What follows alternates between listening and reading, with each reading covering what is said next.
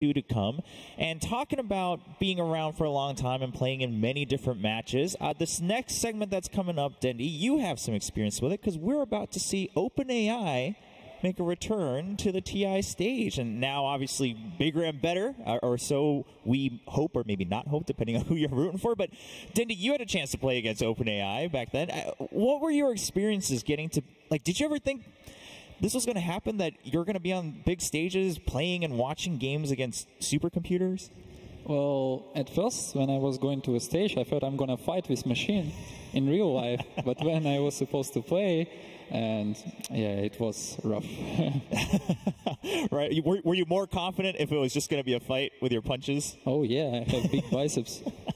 All right. Well, you know, we don't want to rub salt in the wound, but we are going to take a look back at how that match played out between Dendy and OpenAI.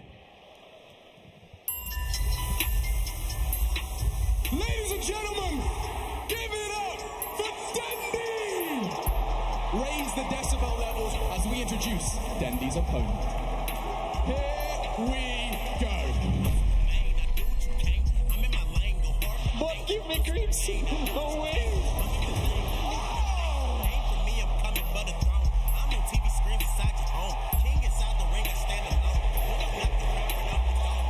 Please stop bullying me.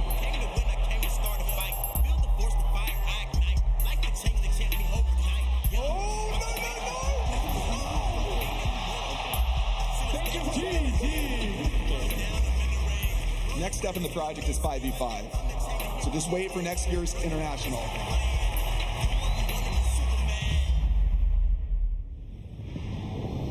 And there we have it. Last year it was just 1v1, just seeing what a single computer can do. And now we're about to see an evolved version, 5v5, OpenAI5 now coming onto stage. But, I mean, talk me through it. Is it weird, like, playing against a computer because you know it's thinking differently because it's not a human?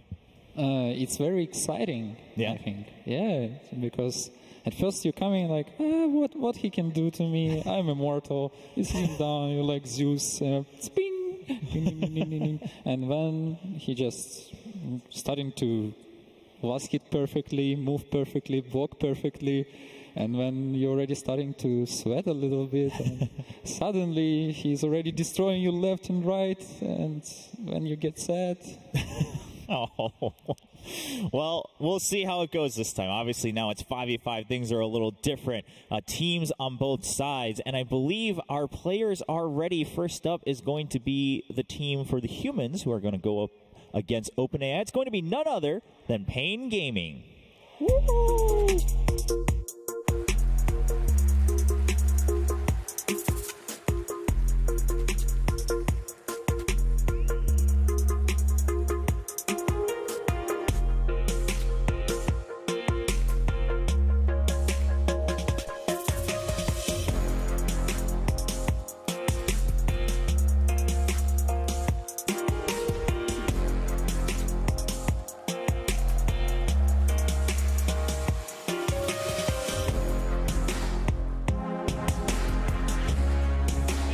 paiN Gaming makes a return here at the main stage of the International, now going up against OpenAI5. Of course, making a long run through the qualifiers to represent South America here at the International. And now they have a chance to represent humankind overall in this next matchup. And their opponents will be none other than OpenAI5.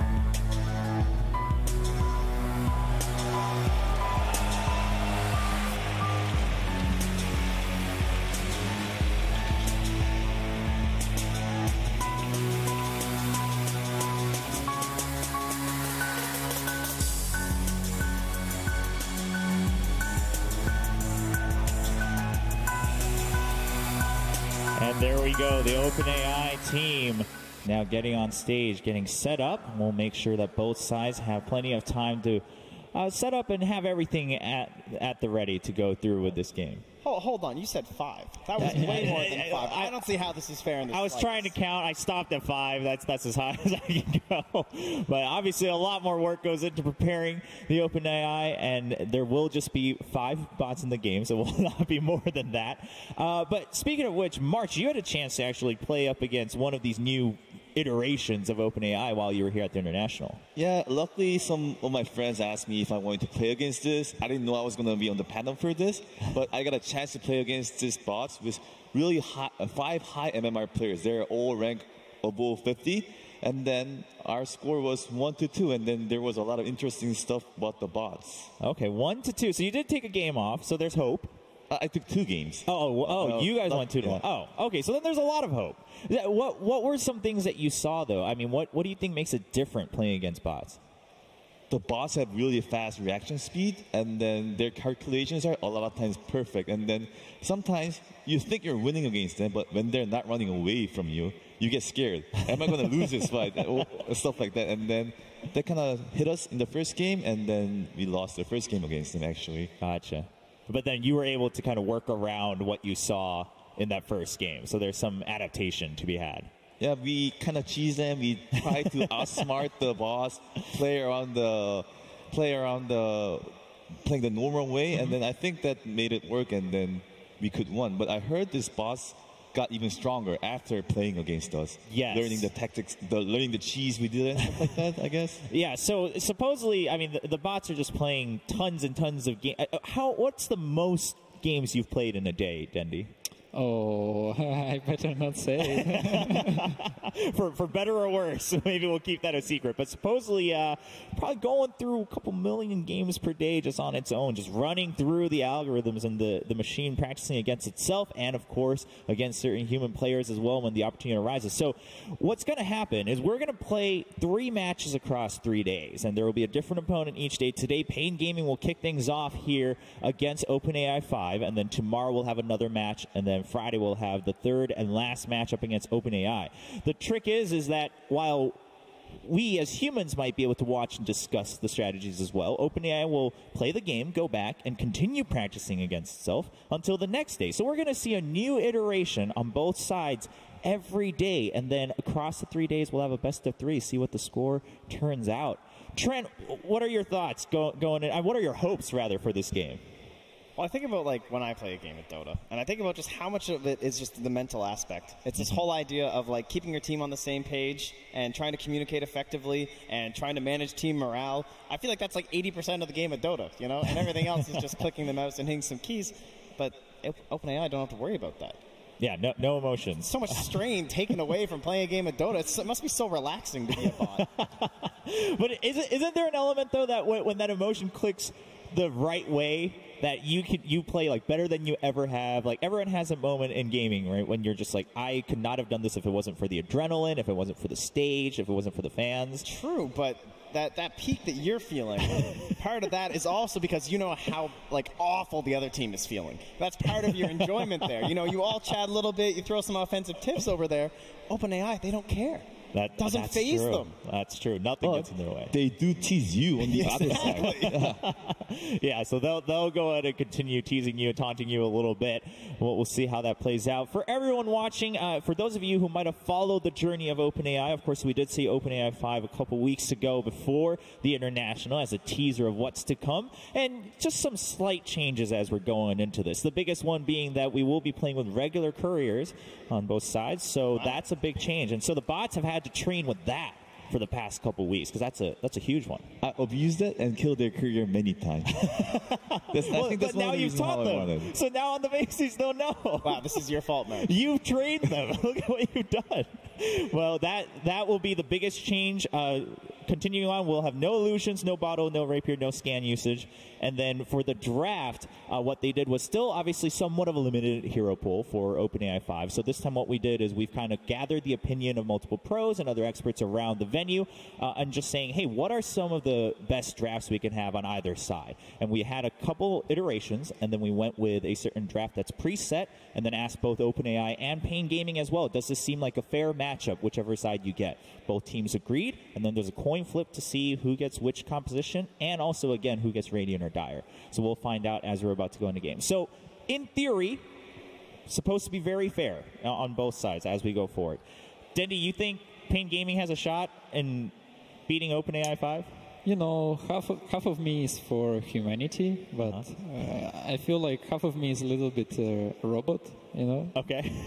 So I'm not sure who I'm cheering for, but I think paiN Gaming have a shot. Do we have to watch out on the panel here? If the bots start winning, should we run away and you can just host the panel? Maybe. Okay, all right. I'll keep that in mind. Maybe the takeover will start as the game starts. Well, we'll find out. paiN Gaming. I mean, they're here to just play Dota, really, and just do their best and have some fun. And hopefully we'll be able to see that pan out. And it looks like the draft's starting to get ready, and we'll find out. Again, all already selected, so we'll be able to just go through it and see the final compositions. Obviously, there was a lot of discussion prior as well, right, in terms of, well, they only practice on certain heroes. Obviously, they're trying to grow that to the extent, I would hope, that at the end of the day, we're going to see someday OpenAI5 being able to play with every hero, which would be crazy. I mean, they started just 1v1 last year. A year later, look where they are. So yeah. I'm pretty confident by next year they'll be close to or at most of the heroes in Dota. That's true. I wanted to mention also one thing. Actually, a lot of players learned from the 1v1 OpenAI did. I think before that, a lot of players didn't even buy mangoes when they were doing SF mid and stuff like that. And then they started doing, like, they kind of learned from bots to humans because they play so many games. And then wonder what we can learn from the bots here as well. Yeah, and the more heroes that it can play, obviously, the more useful of a tool it's going to be for all teams. You know, it would just be pretty enjoyable to be able to go up against this bot like this and try and train your team. It's basically like solving a Dota-themed puzzle every time you play it.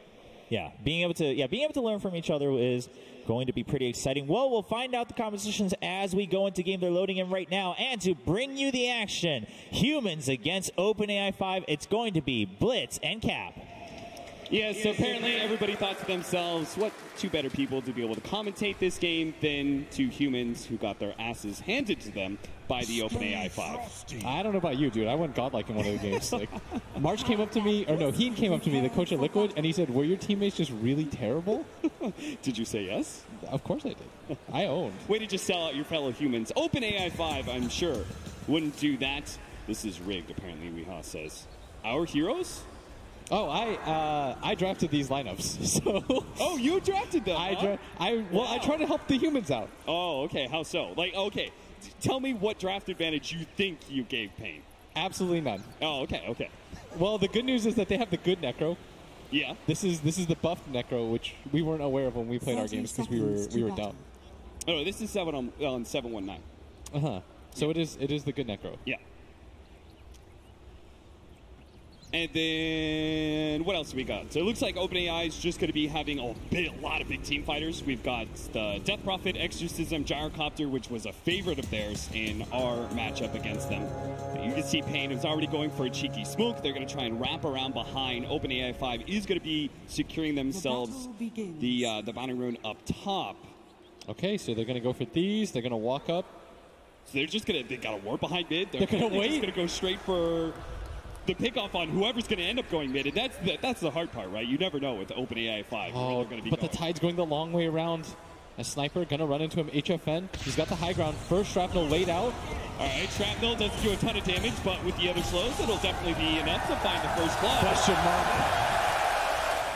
Weehaw will claim the first blood against OpenAI5. Ooh, Weehaw strikes first.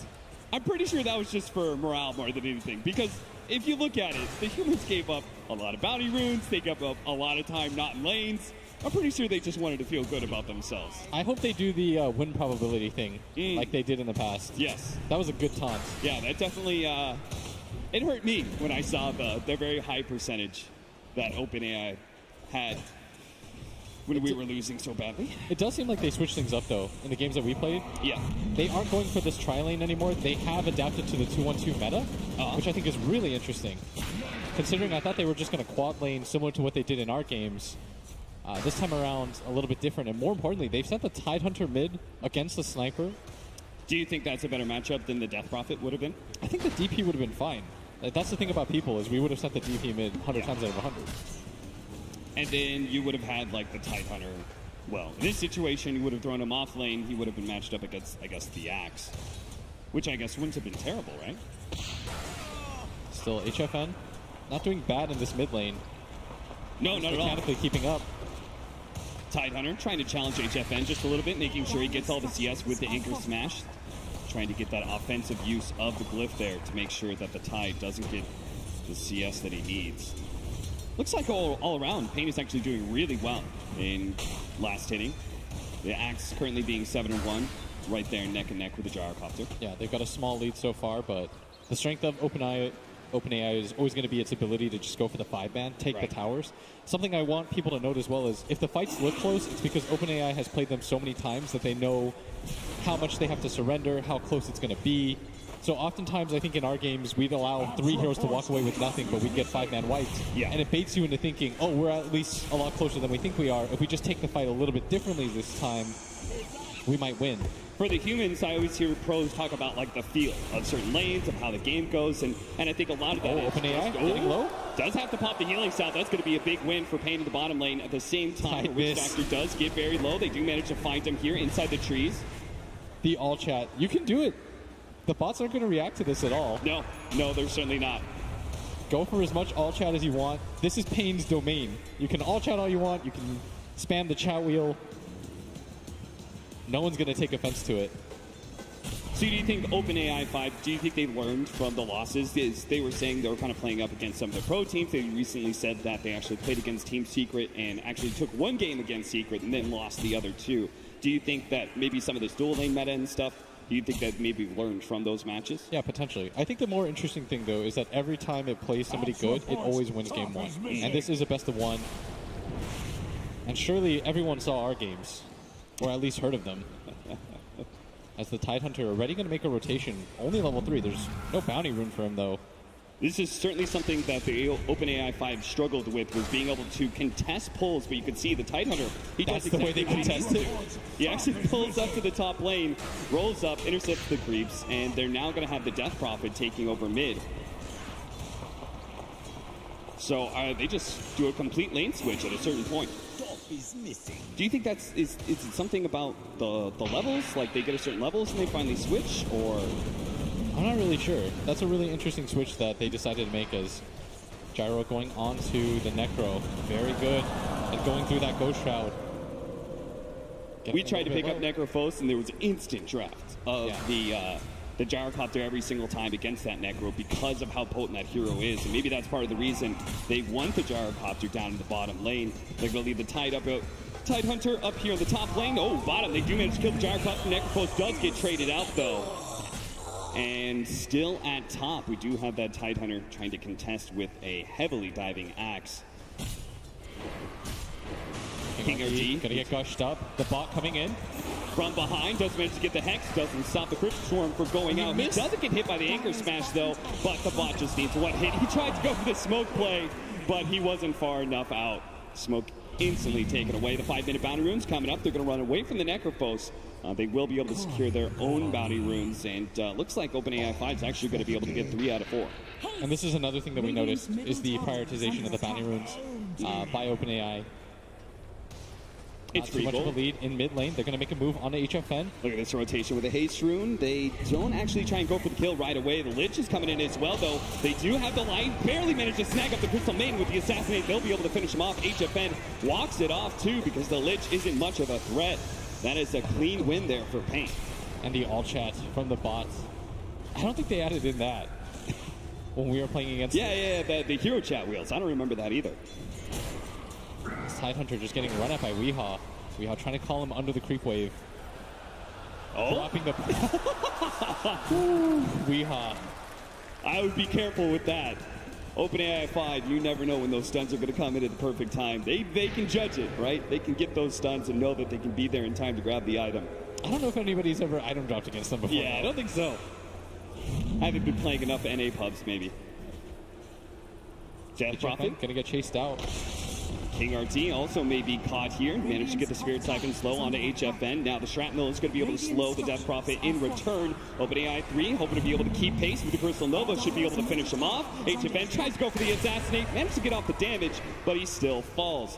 We have the Gyrocopter here in the top lane, who's already battle-hungered up. The rest of the team is joining him, though, with the healing salve onto the Death Prophet. No Spirit Siphon charges, I believe. Oh, trying to go for the flak hits. I mean, that was pretty smart. He got a couple of shots in, but still, he just didn't have the firepower to take down that axe. Now the Tidehunters are bottom lane against the Necrophos. They just keep on switching things up.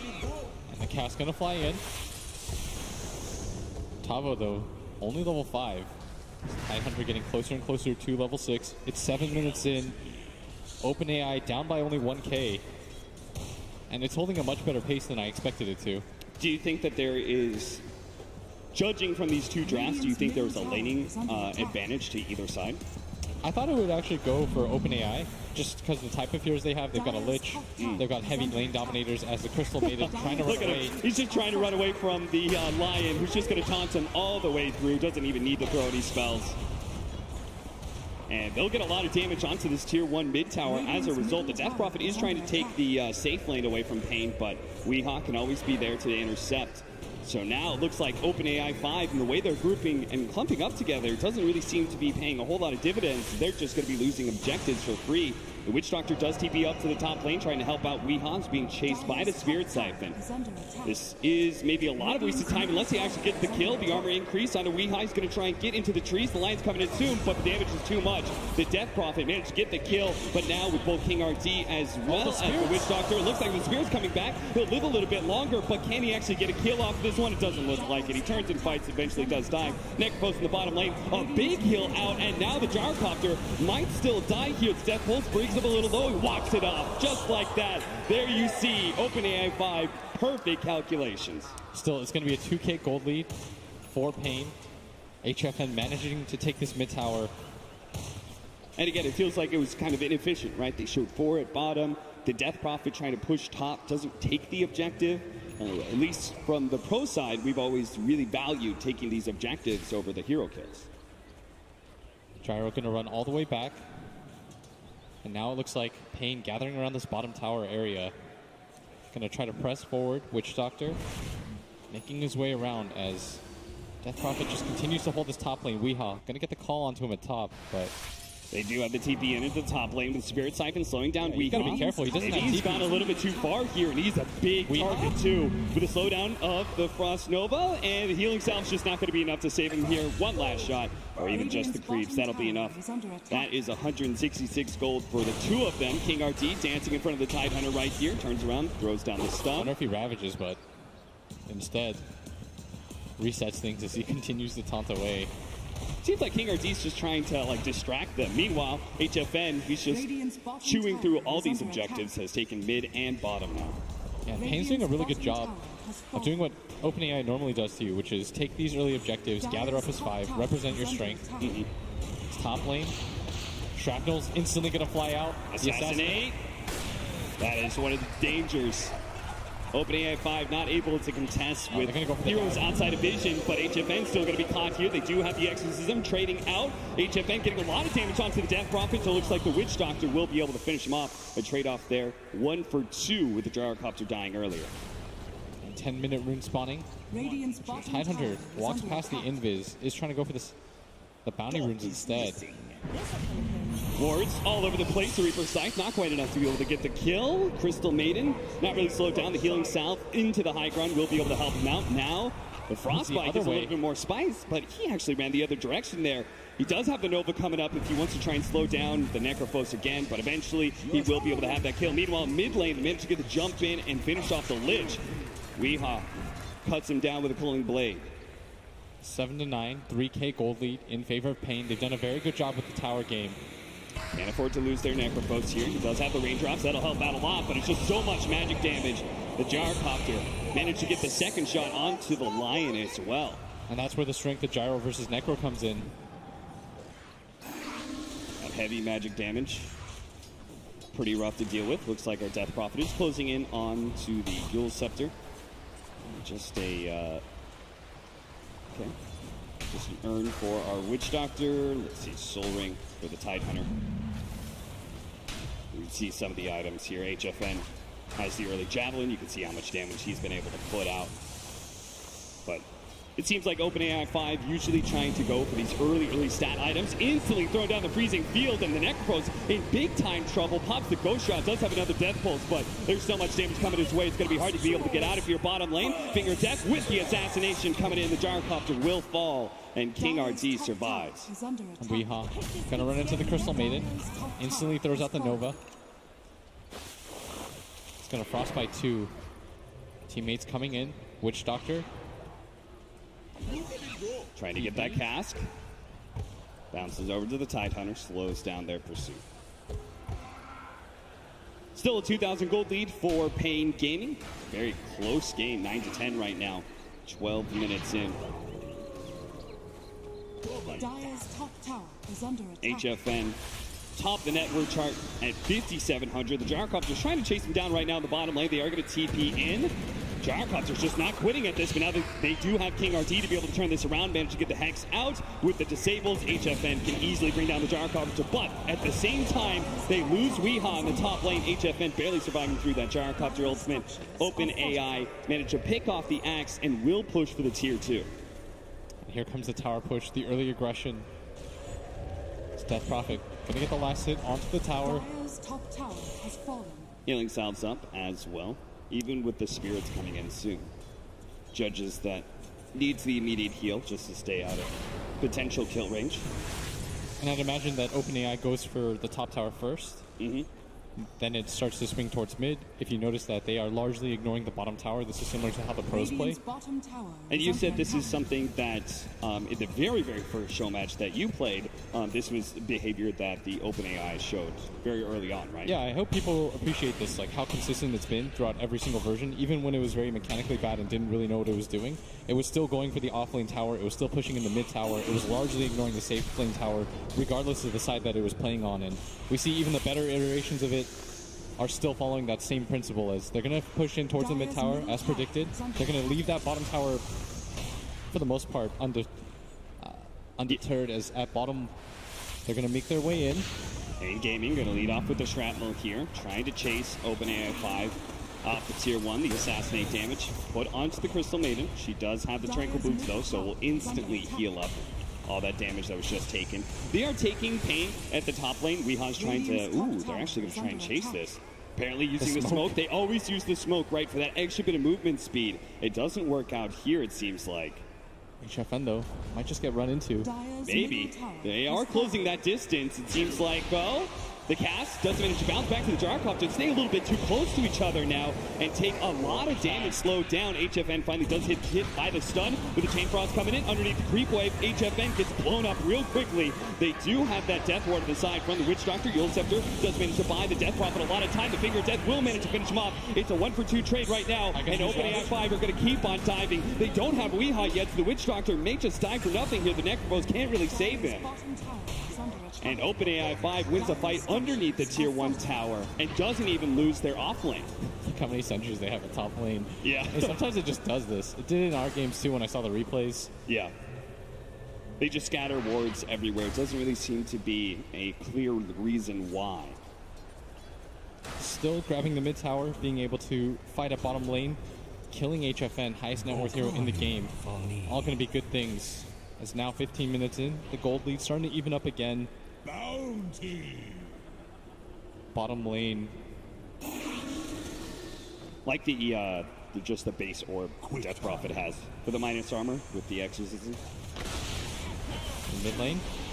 Early stun onto the Tidehunter. Now he does have a haste rune still, so can easily walk it off. And thought about engaging. Still haven't seen a Ravage, I think. Yeah, we haven't. paiN really hasn't given them, I guess, a great opportunity for it. Necropos going to go for the Hand of Midas, feeling like just got to keep his farm rolling along. Now that they've taken that mid-tier 1 tower, apparently we're going to go for the off lane now. It's OpenAI5. They've already shown a lot of good control of this area to start with. Just break towers one by one. They took down the mid-tier 1. Now they're going to take down the bottom tier 1. They still have the deep heal. Could start getting aggressive for the tier 2 tower, and that's indeed what's going to happen. Is Death Prophet going to pop the south under the tower, try to get a little bit more efficiency. Knows that the heal is going to come in here in a second. There were a couple plays that we saw. Healing Sal's always underneath the tower. Frostbite onto the Necropost. He's trying, it looks like he's trying to kind of bait them in to dive a little bit, but not going to happen here. Now the TP start coming in from paiN. They do try and go for the call from Weehaw. Now the Ravage. He actually gets ravaged up before he gets the call with a freezing field in perfect position. They just TP into disaster on the side of paiN. Weehaw does manage to cut down the Gyrocopter, but instantly dies. 2 cores dead on the side of paiN, and as support limping away, King RT may be found by the Crystal Maiden. He's going to spot him now. The pings are coming out, but I'm not actually getting range of this. Is King RD going to taunt his way out of this situation? You still have the Death Prophet kind of chasing as well, but King RD is so far out now. Yeah. Turns around, gets stunned. He does have a regen rune waiting for him in the bottom lane, so that is indeed a lot of space created by King RD, but still a bad fight for paiN, and it's the first time I believe that OpenAI5 is now ahead in network. Yeah, 17 minutes in, they've already pushed down the tier 2. There's only 1 left. I saw a lot of people say, why don't, when we played it, they just said, why don't they just split push? Because it's not easy. They put so much pressure, they exert force into your tier 2, even with no spells up. They represent strength when there's none. It's just a scary game to play overall. It's not a normal type of Dota game that you anticipate, and that's why I feel like it always wins these initial first games. Whenever you're split pushing, like Weehaw did, trying to do that at the top lane, the OpenAI5 just kind of reads the team fights, and it says, like, that hero is in here, maybe it doesn't have TP or something, maybe it reads something about that, and just says, we're stronger than them, and they just dive towers fearlessly, and it's so hard to just play that split push game without being just punished so heavily in the team fights. Yeah, what happens that's really scary is when you lose all your tier 2 towers like that, you think, well, at least somebody on our team is getting massively farmed. But all it really takes is 1 fight from OpenAI, and they take racks, which is what happened in our set of games.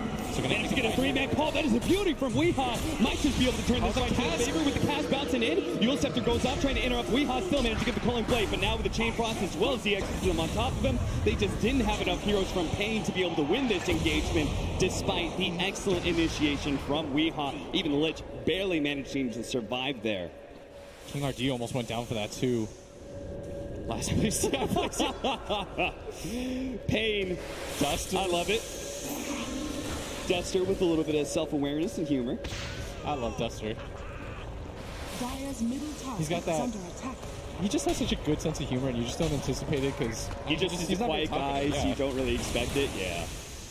As HFN, you got to be careful here. You are a sniper. So you can't get too close to these guys. They will always read the situation perfectly and know when they can get that kill.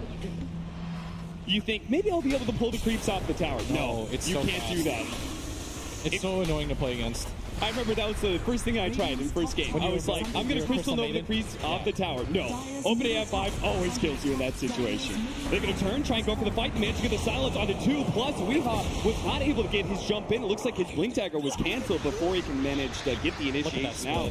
So now, again, can't get good casts in either, right? That's what I had to play in game 2. Witch Doctor felt impossible to play because they just don't really get hit by the cast very much. They always have really good positioning. So if you're paiN, now you're in a position where Weehaw, I don't think you're going to bait the bot like that. I'll try to go for the call, fakes it out a little bit, doesn't actually go, and now the Gyrocopter's just kind of walking away in confusion. May still die to the assassinate. Weehaw's going to be there with a golden blade, actually. Top lane, though, they've caught the Necrophos with the Crystal Maiden, too. They're going to slow him down with the Gush. The Freezing Field still in range, ever so barely, and they will be able to take the kill. I like that BM, just let it go. Yeah, just keep it going. You don't need to cast any more spells. Is he going Hanamitis, too? I think everyone's just going Hanamitis in this game. All right.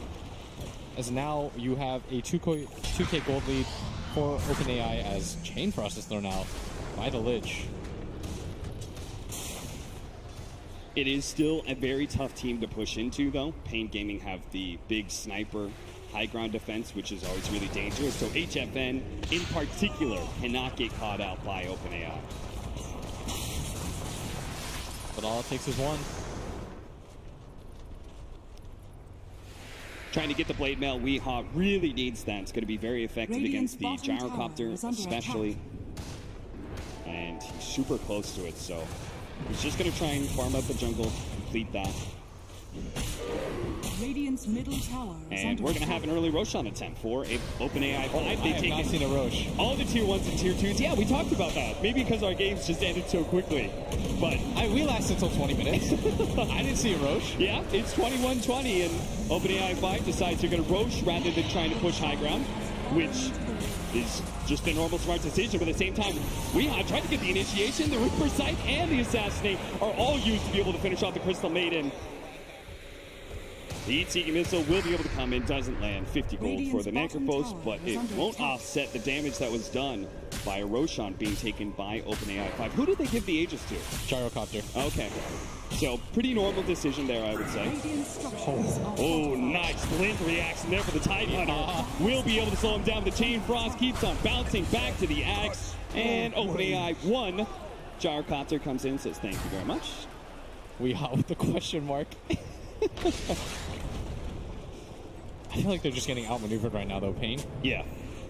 They keep sending 1 or 2 heroes to defend. They don't understand that OpenAI is going to close the gap on them, take the tower.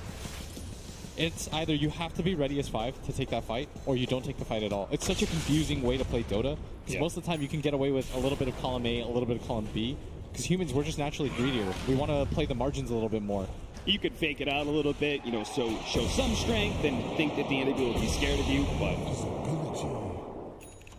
Normally, if you have a sniper forward like that, you throw that on a shrapnel, that'll deter most people from just going for the dive. yeah.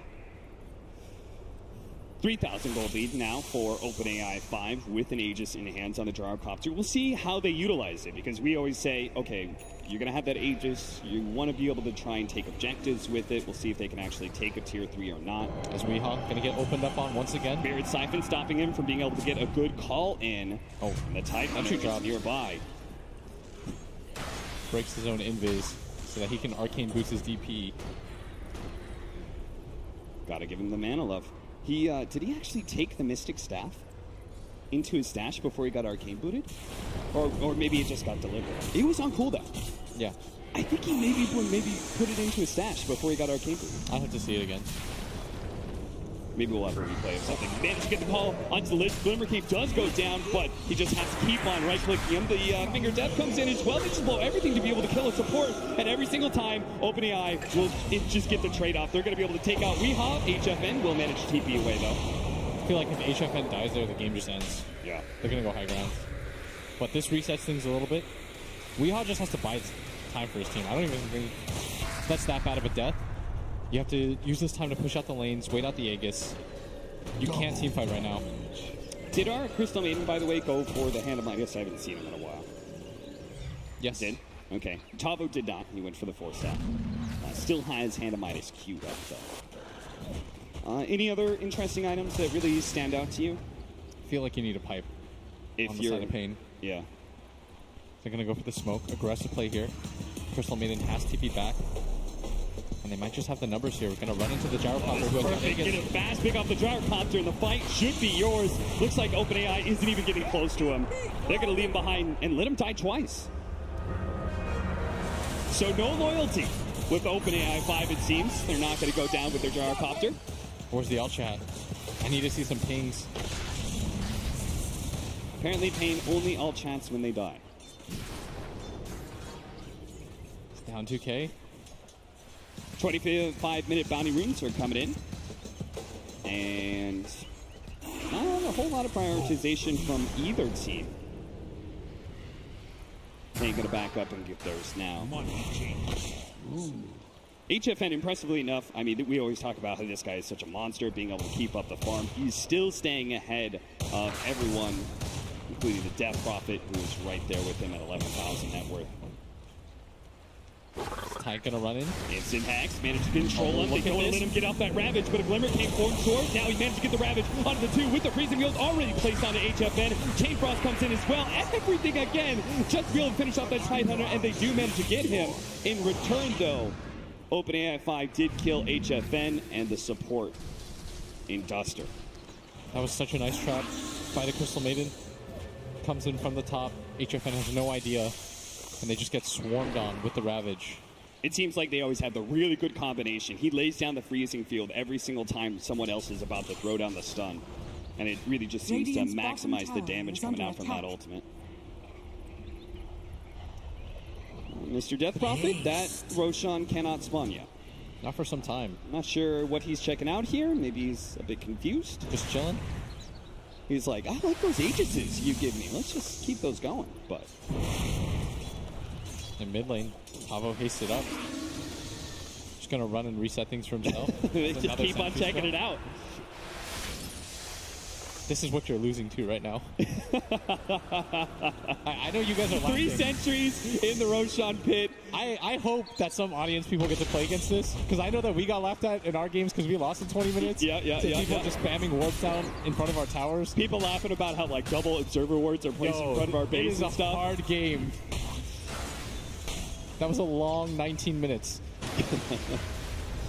OpenAI5 though is still only 1,000 net worth up, so paiN are certainly very much in this game. In fact, at some point in time, the sniper's got to become kind of like the biggest carry damage dealer in this map, right? Yeah, so the first time that we played against it, when I had Conrad and a bunch of...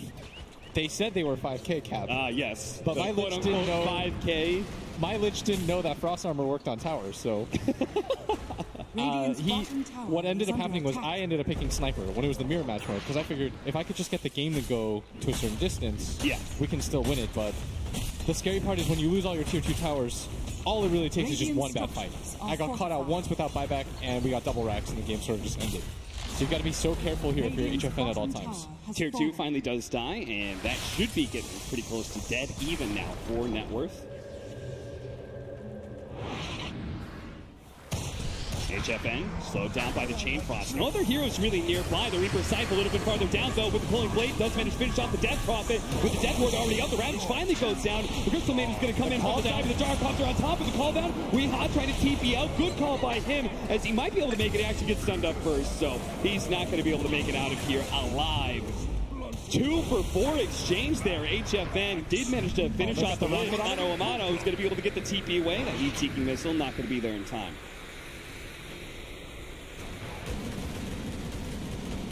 Not the worst fight in the world, but without HFN there, it's just a little bit too awkward. And I don't even know what he provides in the team fights without a BKB. Yeah. You need BKBs at this time to fight. You could see how, like, a Lich single-handedly kind of challenged him and kept him out of that fight, even if it cost the Lich. Where's this ward going? Okay, there it is. Another one right outside of the Roshan pit. Take no pub players. I mean, at least he's buying them, honestly. They're like, why doesn't it see inside the Roshan pit? He got a DD rune out of that. Yeah. He sees it. That double damage rune is indeed still there. Now they're all just walking around. Okay. Sorry, boys. Roshan could spawn in a very short amount of time here. We're getting into the potential Roshan spawn time right now.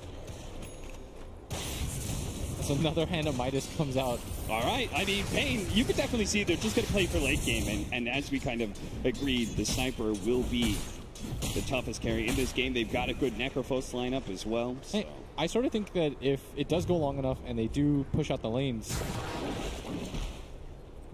and that's going to be the way that you open yourself back into the game. Yeah. Because team fights right now aren't. I think HFN realizes, like, we're not going to win these team fights, guys. There's no reason in trying to take them.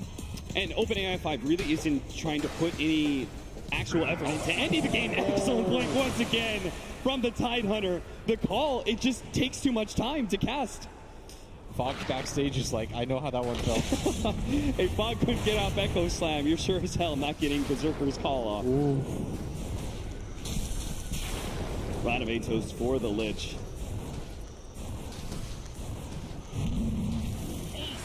Taking the cooldown instead of the movement speed for the Gyrocopter. Is there any other, have we seen any other talents that have kind of intrigued you, that have been a bit different? Oh, he did take the cooldown cooldown. Yeah. What's it bring it to? Now 20 seconds. 20 seconds. There's just so many of them who always got a movement speed. And the movement speed pairs really well with your hero. Now we've got another good form of initiation, the Blink Dagger onto King RD. I really like what paiN is doing. They're just focusing in on pushing out this bottom lane repeatedly as Roshan. And they gave it to Lich. Okay, that's a Lich with Aegis. And cheese.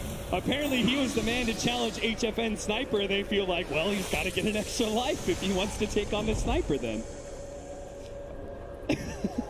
They are metas ahead. Keep your supports alive. Now, all of you, every single one of you watching this, you can use this as an excuse now. When you steal the Aegis from your carry, you can say, I saw OpenAI5 do it on stage at the International. Yeah, they bought wards. Yeah. That's something that happens in some of my games. The trade-off was paiN still holds a really good control of this bottom lane. You could see they're kind of waiting for the pick-off in order to go into the high ground, right? Yes. They're doing the same thing that OpenAI is. OpenAI really wants to take a team fight, I think, at this point. It's 31 minutes in. I'm not really sure what more you wait for. There's just a whole amalgamation of items there on the Tidehunter that I'm not sure exactly what's going into what. Maybe he's trying to build a pipe eventually. And I think paiN have figured out right now that OpenAI, they always want to deal with their waves. This bottom lane is always going to be a nuisance to them. And just, you got to play for the win at some point, though. This HFN can blink. And he's got the Hurricanes have BKB. That is a huge upgrade for them, right? Yeah, that's the item that I said that he needed is King RD. Saying hello. I don't believe any of He's waiting to get ganked. I mean, doing it. I'll be really surprised when OpenAI5 responds. Radiant's bottom tower is under attack. Hit by the missile, no real heavy gank incoming. Seriously, he's got a Sap of Wizardry, Ring of Health, Ring of Regen in his stash. Type War Horse now. Looks like Tide saving for buyback.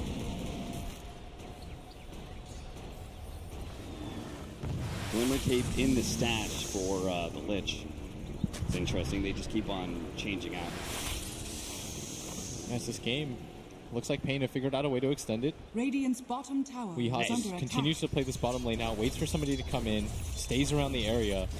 As if OpenAI is going to win this, they need to start setting traps. Yeah. Because Weehaw can do this all day with his Boots of Travels. And you could see, like, paiN is just putting all their net worth into just HFN Sniper because they read it's a game-winning hero, whereas OpenAI5, they're, like, just seems to be taking turns, picking up farm, and as a result, OpenAI5 still has a slight net worth lead, but HFN himself is sitting almost 6,000 gold ahead of the Gyrocopter in second place. Yeah, most of the net worth difference is represented by the two supports being so poor on the side of paiN. Yeah. Crystal Maiden going to jump forward. Crystal Maiden not able to catch anybody. The Rod of Atos will be able to slow him down. A blink in from the Crystal Maiden. Catches with a Frostbite. That will be a dead Duster. And finally a kill for OpenAI. As in mid lane, Death Prophet did pop the ulti. Moving forwards here, the BKB, heat-seeking missile, chasing down the Necrophos, but King RD is still sitting with this Invis Rune, which may come as a big surprise to OpenAI5 if they can feel that emotion. Dire's middle tower is under So another rocket flies out. That is still backdoor protection up. Gotta kill the creeps. Gotta kill the creeps, boys. All right, they're just going for the Necrophos. They're just gonna solo ravage him underneath the tier 4s. And paiN is like, well, you still had backdoor protection up, so we're just going to try and draw the game. Look at King RD is pulling the creep away, which is super smart at this point. It's Weehaw. Nice dunk on the courier. Will use the movement speed to be able to close the gap a little bit more. Rod of Atos managed to get the BKB off. Doesn't get the call, though. Yule Scepter goes off, but still, Death Prophet in serious trouble with the assassination coming in. He does die. HFN battling it out with his BKB, trying to finish up the Lich, but there goes that extra bit of cheese. Managed to get the extra life onto the Lich. Will finally go down, but that's just the Aegis, boys. You forgot they gave it to a support. The King RD with the force snap will be able to protect HFN. It's going to be the Gyrocopter still in trouble with Assassinate on him. Almost getting the call. Don't really need it, though. That will be the Lich down. Died almost 3 different times there. And without a Ravage, you could see paiN where they were like, okay, it's time to team fight. Yo, that was us. Please. Hey, Duster, you chill. Chill. I thought we were cool, homie. Oh, my lord. I was being nice to Duster. No, to be fair, we didn't make it to 35 minutes. Yo, Duster's died like 7 times in this game. Please calm down. A Blink Hex, a pickoff on the Tidehunter. 4,000 gold lead now for paiN. It looks like it is time to push into the high ground. Ooh, paiN is doing it. You certainly are. Weehaw is defending my honor. They're going to go for the high ground with the DD Sniper. Hex flies in. King RD getting aggressive. Oh, double call on it, too. They managed to catch the Gyrocopter. Look how much damage HFN is putting out. And every single one of these calls. They're going to buy back. on both the Tidehunter and the Gyrocopter, and popping the Exorcism to kill some siege creeps. I'm sure paiN are very happy to see that spell on cooldown. Radiant's top tower has fallen. I mean, if OpenAI5 just keeps on blowing these spells, Exorcism, Ravage. I feel like paiN just go for it again, don't they? Yeah, they absolutely just wait for Exorcism to come down. Ooh. You're going to have BKB up. Take another team fight. HFN. Radiant's top tower is under Blinking attack. back. Witch Doctor setting a trap here. In the side, but Crystal Main, is he actually going to run into him? Now the rest of paiN is behind HFN. They're ready to go. I'm not sure where that Crypt Swarm was going. Maybe trying to scout for Invis heroes, which there is one in the Axe. He's not wrong about that. Weehaw does have a BKB and the Shadow Blade. A lot of pick-off potential. They're not going to make their way towards that mid lane. Okay, just get a little close, click backwards. Apparently OpenAI5 deciding it's not a fight worth taking. And this is something that we kind of denoted. It seems like OpenAI5 does struggle to be able to find ways. Once they're losing, they struggle to be able to find ways back into the game. We saw in that game 3, they were just running down lanes, trying to delay the inevitable, but here it's just the lack of moves. Now we're gonna hit the courier, picked off. Doesn't actually get it, turns it vulnerable, dancing in the trees, but can't be out microed enough. Yeah, I'm trying. Duster does a happy little dance. This is the human advantage. This is the most farm I've ever seen in Duster in this entire TI, so I'm sure he's pretty happy with it. Ooh. My joke was about to be a lot more mean, but... Weehaw. Get the call. He wants a little bit more. He wants 2, but again, the instant ult, the instant blink. He does have the BKB, though. He can still catch his Death Prophet. And managed to get the Gyrocopter as well. Activates that blade mail. Already Jar with half HP. Death Prophet moving forward, trying to hunt down HFN. That's not really going to do enough. Spirit type and heal. Force staff over. Reaper's Sight managed to catch the Gyrocopter. He is dead for over 2 minutes. A shot onto the Crystal Maiden. That'll be the next kill.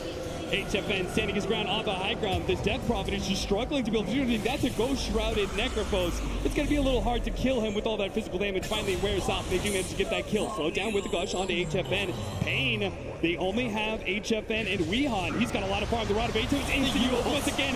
Oh, Weehaw, he just can't seem to get the initiation. Good Hurricane Pike usage, though, by HFN, pushing away the Death Prophet. Turns and fights, knowing that he can't really get away. That is going to be 700 gold. For the Death Prophet. Weehaw. What's he doing? Weehaw's going to try to do some Weehaw. He's going to make some big Weehaw plays? No. All right, so we had a buyback on the Witch Doctor. No buybacks on the OpenAI5 side? I thought there was. Yeah, no, there was definitely bought back. Yeah, so it might be... I think multiple heroes on the side of OpenAI bought back. Yeah, they definitely had to. That fight was... Oh, that's a Crystal Maiden buyback. As soon as he sees Weehaw. He's like, I'm after him, boys. He TPs to the shrine, tries to run him down, but the Blink Dagger is not up and won't be able to get that distance in time. Weehaw knows exactly what he just baited out. Indeed, you did space create, Weehaw. So OpenAI now down to 11K. Only have, I don't think they have any buybacks left. That is a lot of Ring of Regens. This Tidehunter is still not completing his Hood of Defiance. He could have it. The components are all there. Jump in. Oh, both the supports are going to be caught here. The Chain Frost is going to bounce over to Lion. Witch Doctor dies as well. 3 dead from paiN, but still a 10,000 gold advantage for paiN. But maybe OpenAI5, they're going to be trying to get their 3rd Roshan of the game. That's a CM ult. Yeah, and they're going to try and do Roshan as fast as possible. Well, this could be... Do you think they give the refresher shard to the Tidehunter? And does the Lich get the Aegis again? No. Hoping not. Your Gyrocopter really needs it. You don't have a Gyrocopter, though, still for 20 seconds. They read that they can still do it. That would be some next level stuff. Bottom lane, Weehaw is just banging on a tier 3, though. They know about this Roshan? Weehaw, never change.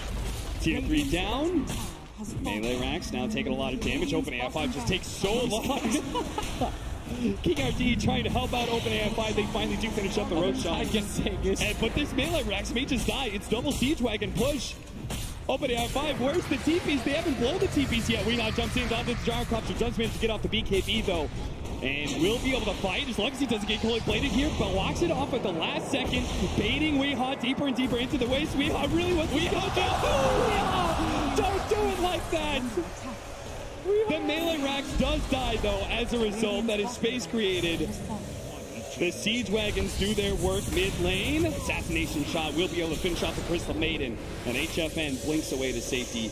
He just keeps on trying to assassinate with the link forward. Onto the side of the chain cross. It's going to be a beauty. It just keeps on bouncing back and forth. HFN with the BKB pop. Nice Hurricane Pike to the low ground, but had too little HP to be able to get out. paiN. Get a little worried for them now. KingRT knows the gyrocopter does not have a BKB up. He's going to try and get as much damage onto him as possible, but it's not enough. Just going to juke around as Gyro lays down the call down, but KingRT going to find a haste rune. He did get the no, he got the global cooldown. I was wondering where the cooldown went. I'm not sure where he put it. We're going to have to keep an eye on that, especially with the lower cooldown. Blink Hex from KingRT, just taking away the mana of the gyrocopter. Or the Lich, rather. Still 55 seconds dead. Refresher Shard went to the Death Prophet instead of the Tide Hunter. Aegis for the Tide. Cheese on him as well. And he does have the mana, or the gold, sorry, for the Pipe. He could have that right now, but maybe he wants that buyback still. Does he have buyback? Did he use it in the last team fight? He does not for another minute. So maybe he's just... Okay, that's a DP ult for some trolls. You got a refresher, why not? I mean, those are deadly neutrals. That is a farming ulti if I've ever seen one. He's got to get his BKB. And he also probably thinks, you know, Exorcism grants haste. Why not move super fast? I cannot explain that one. The good news is I won't hurt any feelings by saying that was a bad move. Nobody's gonna complain to you on Twitter about it? No, I'm good, I'm safe. Alright, as they're gonna move down towards this bottom lane again, paiN, this is the area that they were most successful around. Trying to get aggressive, but the gold lead was once 12k, now it's 6. And Crystal Maiden thinking about going an Aghanim Scepter or BKB, seems... Not sure what that Mithril Hammer is doing there with the point booster as well. Radiant's bottom shrine is under attack. BKB would be super nice. I see. I hear a chain frost. Yeah. They're not afraid to throw down ultimates to kill creep waves. Radiant's and Weehaw is shrine impressed. Has fallen. Read all that out of one period. He's going to get a Abyssal Blade on Weehaw. Did he go? What are the talents he's got? Yeah, he went for the attacks proc counter Helix. I was about to say. Thought that attack speed that he got from the level 10 talent. And he went the Battle Hunger DPS as well. Not sure about that. This game just continues to hold serve. No team really making any sort of real moves. Weehaw just continues to deal with this bottom wave. Our Death Prophet is about to have Exorcism back up. And I can't help but wondering if he goes to neutrals, he's going to do it again. And why not? The Gyrocopter just throws call down every single one of these creep waves. That's another chain frost used. There's a silence. He's going to go to the high ground. Oh, it's the Eul Scepter. They do have a ward there. It's going to be able to spot it with the help of the Gyrocopter. Spirit Siphon out. That's going to be pick off on one. Can they catch more, though? That was the refresher shard too. For the ults that was already up. Yeah, what did he refresh? Did he blow any abilities that he needed to refresh? Silence? I guess silence. Well, there's the line down for 60 seconds. Where's that global call down? Is it top lane? Okay. Not really on the mark there. Close. Wave. But Exorcism is down, so I'm not sure how OpenAI plans to be able to push to the high ground. Dire's middle tower Aghanim Scepter for Lich. Seen a lot of good chain frost so far in this game. Throwing down the random sentries. Ooh, Weehaw. Nice pick up on the Crystal Maiden. That's a 500 gold bounty. Again, because the Crystal Maiden has 15,000 net worth. Worth a decent chunk of change here. Lich maybe up next. Weehaw just wants to keep hunting. He's going to go in with that Shadow Blade. He spots out the Death Prophet. I think he also saw the Lich earlier, so this is probably not the fight for you, Weehaw. But the Courier certainly is. HFN completes his butterfly. Invisibility. Whose buckler was that? We're going to have a smoke up from paiN Gaming. Feeling good about this next fight. They won't have, King RT. He can go for the Ravage. He only hits one. Instantly gets Ravage in return. Oh, no. Well, that's a very, very, very, very dead Lion. But OpenAI5, they think they actually take this one. HFN's going to stand tall. The Reaper's Scythe is going to be able to hold the Death Prophet there for a moment and long enough time to be able to get the kill. With Weehaw TPing into the bottom lane, managed to find the Lich kill as well. And Gyrocopter trying to get out of here is going to be cutting the creep wave as best as possible. Weehaw is on the hunt, though, with that Silver Edge. Trying to hit the call. Global call down. Who knows where that one's going to go. The BKB already out. Managed to get the blink call. There it goes. Holding him in place. And, oh, that Cullen Blade's not quite enough. The paralyzing cast might be able to stall him long enough for Weehaw to finally get... Uh-oh. What's the juke? Oh, he's going to juke him to the left side. The Gyrocopter gets away. He's going to get revealed on the creep wave. He better not get too close to HFN, though. There it is, the assassination. That's why you don't show yourself that low. Well, now it's going to be more buybacks. Forced. HFN just found free gold. I'm so glad that it was paiN that got to play. They're a fun team, right? They really are. Buybacks from both the Gyrocopter and the Lich, so if paiN manages to force another good team fight, this could be over. Classic rage buyback. See, I would agree with that, but what was the OpenAI shit talking that we used to see? Where's the probability? Win probability. Oh, what I hear is the blink call. Does manage to get the Gyrocopter getting super low thanks to that blade mail. BKB TP out from Weehaw. Gives him a kissy. Justice pop. Toby, he TP'd out. You saw that one. You saw it with your very eyes. He TP'd away. He did not go invisible. It's another Death Prophet ult popped just for the creep wave. They just won't stop. I mean, the Octarine core makes it a little bit more forgivable, I guess, but... Radiant's top tower is under attack.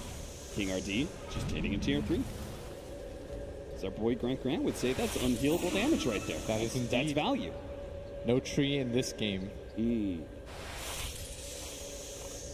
know, it's going to get real annoying, though. We do have a Lich with level 25. Yes. That's even worse than a tree.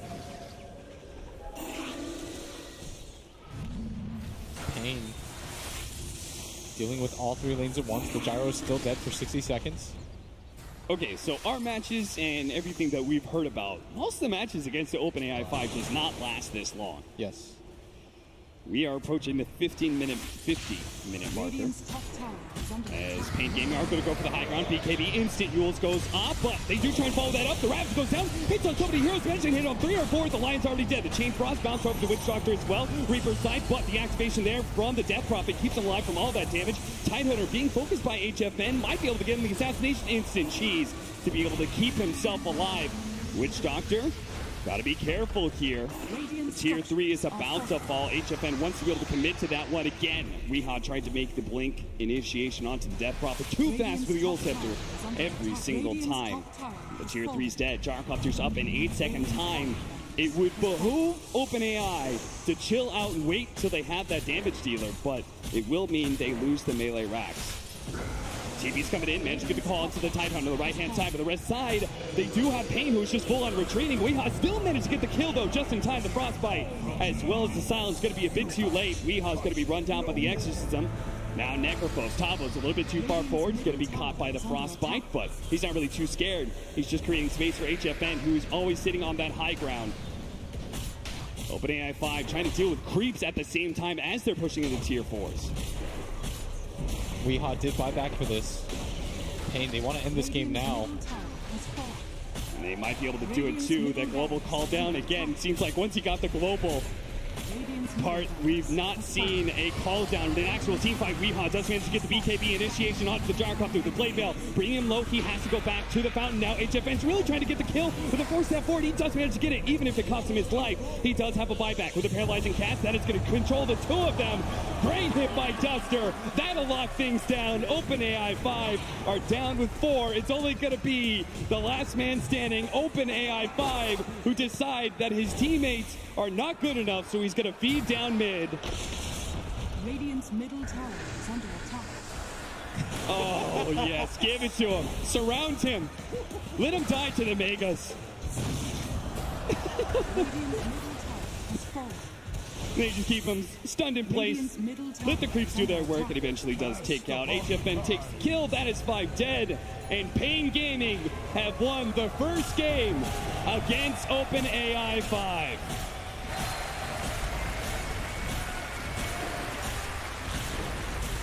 Pretty impressive stuff on both sides, I would say, Blitz. Yeah, at least for the mid-game, things got a little bit dicey. paiN was losing for the majority of the other game. Tavo having a blast. I'm so glad that we got to see paiN again on the stage. You know what? Even though Duster flamed us, I still rooted for him the entire time. Yep. I'm glad Team paiN won. Goes to show that at least there are some humans competent enough to beat the OpenAI5. Oh, and what a great bunch of guys to be able to watch. And they got to have a win on the main stage. Oh, that's nice. Blitz, is there anything that stood out for you from the OpenAI5 that maybe it did a little bit differently than it did previously? Felt like it was less aggressive at pushing on towers. Yeah. Than it previously was. And also, we were so used to seeing it go for tri-lanes. Being able to adapt to a 2-on-2 meta, I thought was pretty interesting. I thought it did a much better job with the courier usage, like the way that it changed it. Yeah. They were still pretty competent with it. They did get it sniped a few times. Yeah, being able to adapt to, especially a hero like Axe, who's invisible, who could just one-shot it, feels like the courier died a lot in those situations. But overall, I think the OpenAI5, what was interesting to me is that it didn't run down lanes as much once he was losing. It felt like it was a little bit more competent in being able to kind of slow down the game, even if it wasn't to its benefit. It wasn't trying to, as we would say, play to win, take certain risks to be able to achieve some sort of win. But at least it didn't run down lanes constantly like the Slark did. Yeah, absolutely. All right, well, that's it for OpenAI5 versus paiN. We're, of course, going to see more of that. But first, we're going to go to the Analyst S. More matches tomorrow.